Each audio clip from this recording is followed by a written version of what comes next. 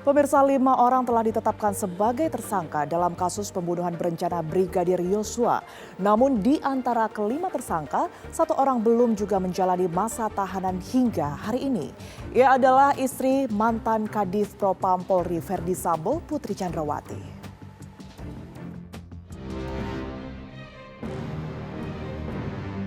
Putri Chandrawati telah menyandang status tersangka sejak 19 Agustus lalu. Sejak itu, ia telah 2 kali menjalani pemeriksaan sebagai tersangka dalam kasus pembunuhan berencana terhadap Brigadir Yosua. Namun saat rekonstruksi di Duren 3 pekan lalu, Putri adalah satu-satunya tersangka yang tidak berbaju tahanan. Ya, berbeda dengan 4 tersangka yang lain, Putri hingga sekarang tidak ditahan. Putri hanya dikenai status tahanan kota dan wajib lapor 2 kali dalam 1 minggu.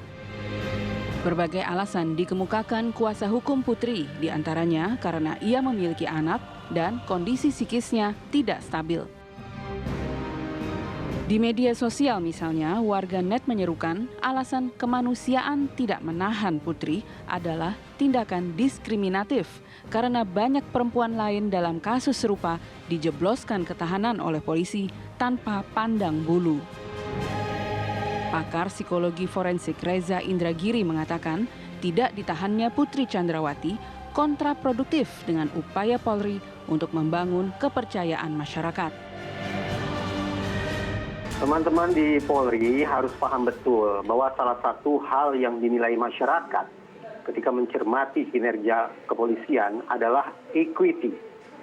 Equity dinilai oleh masyarakat dengan cara membandingkan penanganan satu kasus dengan penanganan pada kasus-kasus sejenis lainnya.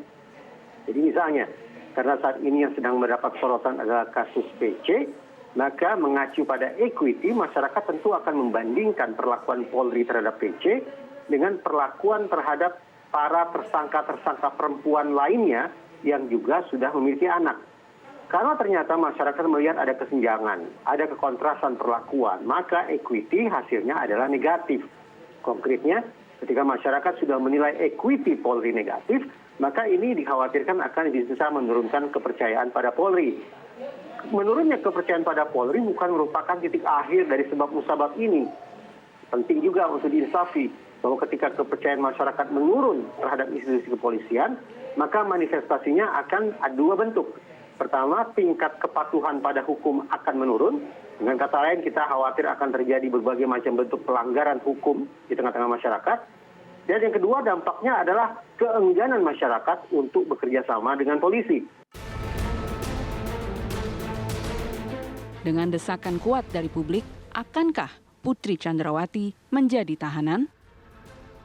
Dari Jakarta, tim TV One mengabarkan.